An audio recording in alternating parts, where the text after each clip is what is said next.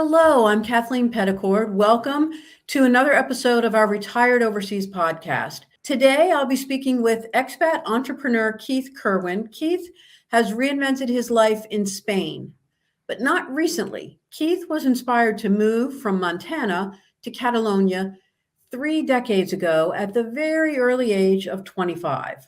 Keith did not retire overseas when he moved to Spain so many years ago, and he is not at all retired still.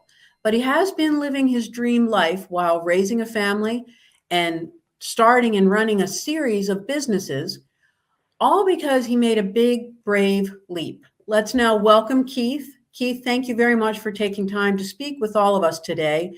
You have such a great, rich, long experience to share for people who are at maybe the beginning stages of thinking about doing what you did 30 years ago. So you've been living overseas since long before moving overseas was a thing.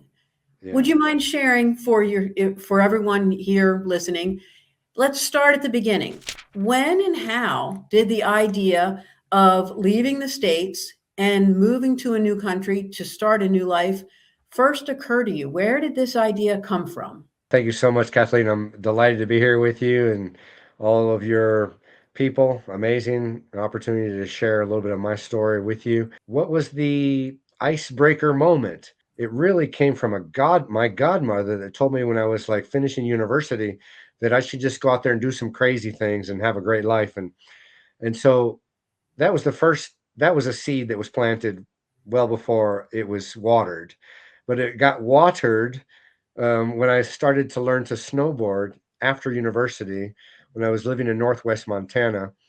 And the truth is, I mean, it's maybe kind of silly to say, but it changed my life. It was an experience it was something that I had yet to experience. And so I decided, despite all of my upbringing and all of my culture, I decided to, you know, basically quit my job, sell everything I own so I could snowboard one winter 7 days a week. And then that turned into a lifetime of amazingness. And that led you how to Spain? How did you actually get from Montana to Spain? How did you make the choice? Lots of places offer snow, I guess. Yeah, so just in a nutshell, I was 25. I quit my job. I sold everything I owned to go snowboarding. I bought an old Volkswagen bus. I was going to go to Whistler, Canada or Colorado. But that summer, I went to the Ivory Coast in West Africa to spend a month with my sister. And Okay. in a travel agency in Bamako, Mali, we met a couple from Madrid and spent the evening with them. And I learned that there were ski resorts in Spain. I was totally mesmerized by seeing my sister operate and function in another culture, in another language. She spoke French. And I Mm. thought, wow, that's freaking amazing.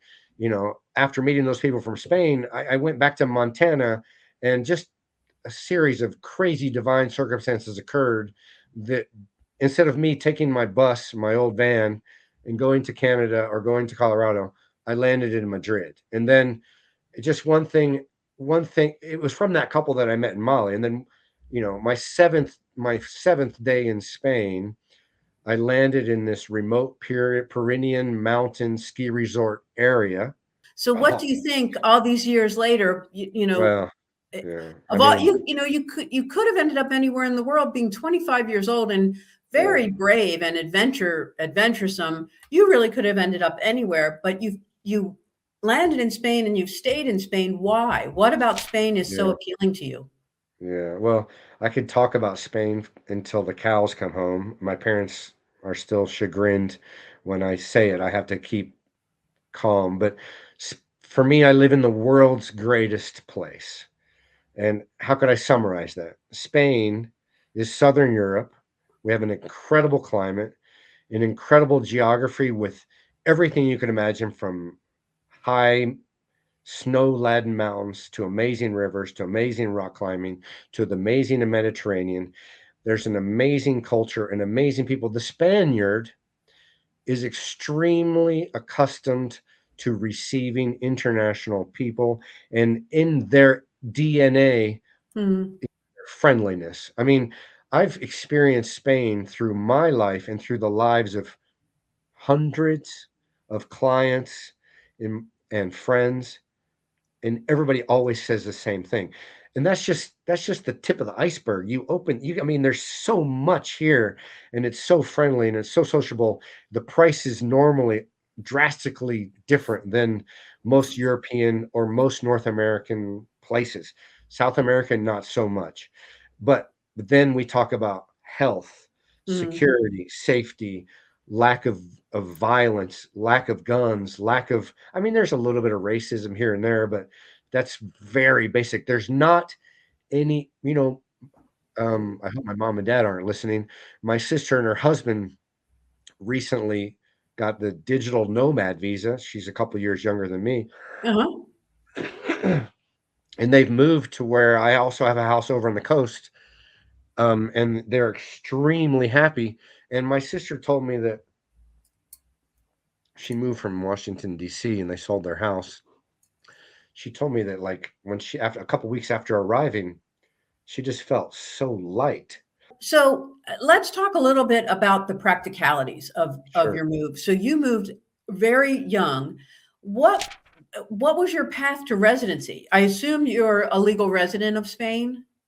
Yes, yes. So I got quite lucky because you remember I said, and I think I've never said this with such eloquence or constant or consistently, but you remember I said if you knock, the door will open.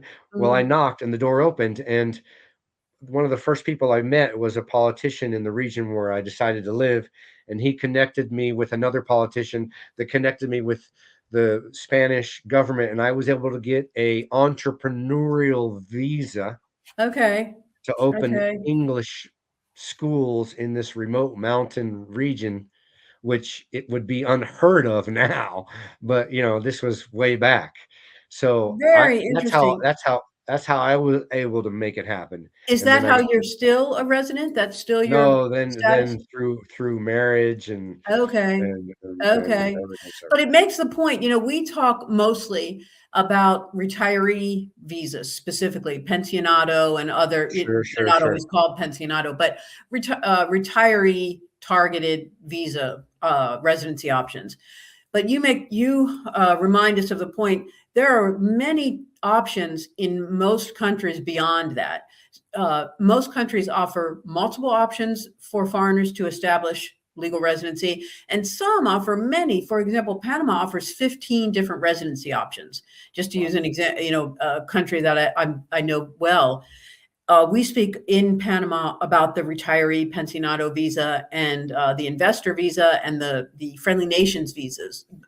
Those three are the most common, but as I say, there are a dozen others. And so you remind us that if you don't qualify for a retiree visa, which might require some kind of pension income or some kind of guaranteed income that you might be too young to qualify for example, there are lots of other options. And I think for most people, the path to figuring out your residency visa options, if you don't qualify for a retiree visa because of your age or your income, et cetera, you need to speak with an attorney who is experienced helping foreigners establish residency, and you can explain your circumstances.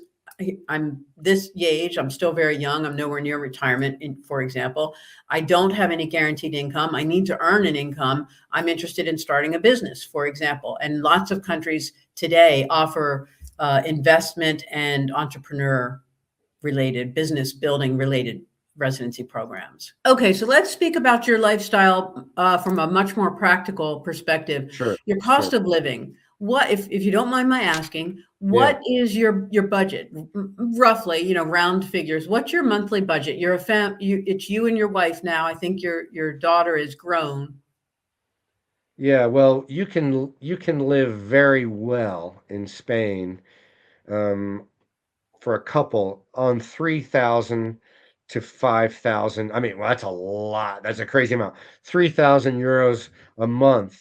If you're paying, like, I own both of my properties, so that's a different, that alleviates a big Right, chunk of the puzzle. But right, if you are in a rental format, and also it's hard for me to answer that question because there's so many different options. You could be in the high-end ski resort where I am, where a two-bedroom. Okay, so here's like, €1,000 a month, which is cheap for New York or Miami or San Francisco, will give Right. you a fabulously nice apartment on the Mediterranean Okay, well, coast. that's a great, very helpful, practical point of reference. So for €1,000 a month, you can rent a very comfortable, high-end home.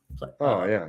And a I mean, you're not thousand, gonna get it's not gonna be a palace, it's not gonna be right, right, right. a But freestanding home. Well, it could be if you're, like, 30 minutes inland, you know. I think that's wonderful. This has been Mm, a delightful conversation. I so mm. appreciate you sharing your Yeah, experiences and your story, and your perspective. You have a great perspective and just the right attitude for someone to make a success of this kind of move, yeah. which is an open mind, an open heart, and just a thirst for discovery.